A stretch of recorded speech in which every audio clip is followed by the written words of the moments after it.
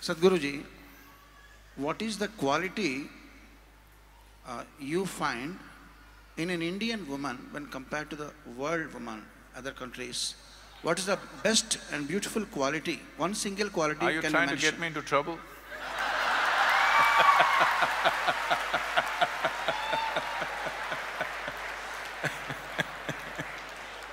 How she is different and how she is greater than when compared to the other women all over the world?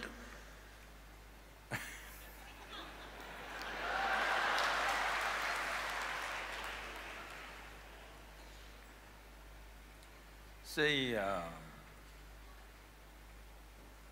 I don't know why we are putting only women on the focus.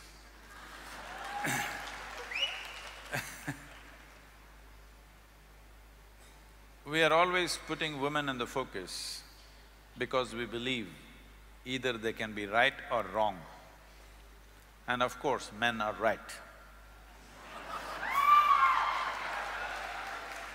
So because we are always right, we are looking whether this is the right kind of woman or the wrong kind of woman. You must understand, for whatever reasons, the nature has given a larger responsibility for the woman in terms of bearing a child and having a profound influence on the child in the early part of child's life. And when we talk about a child, don't think this is about reproduction. You and me are here because of that. So, our very existence began in a woman's body. That is, if you're normal birth, I am normal birth. There are some people who claim they dropped from elsewhere, I have nothing to say about them. If you're normal birth, our life began in a woman's body. And today, the simple biological factors of being male or female, we are exaggerating it too much. I'm saying, when you're walking on the street, why should you be bothered whether somebody is a woman or a man? Why are you bothered what is in somebody's pants? It's not your business. Only in bathrooms and bedrooms it should matter, nowhere else. In the working places, on the street, wherever else we are, why should it matter whether somebody is a man or a woman? Why can't you just treat them as human beings? I think we are excessively focused on this, which is creating a very unhealthy atmosphere. That means we are constantly over-infatuated with body parts, that is why we are going on recognizing people as… by their gender. You are not recognizing people by their intelligence, by their capabilities, by their competence, only by their gender.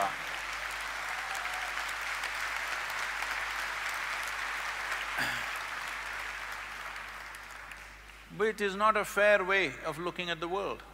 For certain aspects of our life, gender is important. But for rest of the life, how much brains you got is important, how much capable you are is more important.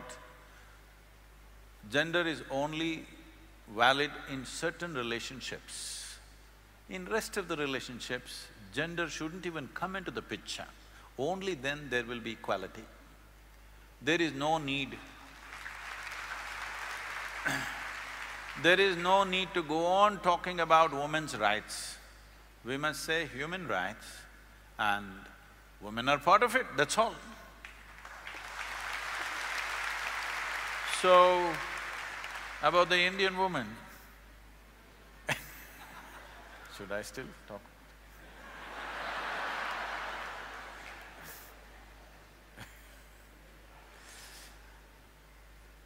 In this country, for a long time, we've nurtured many wonderful things.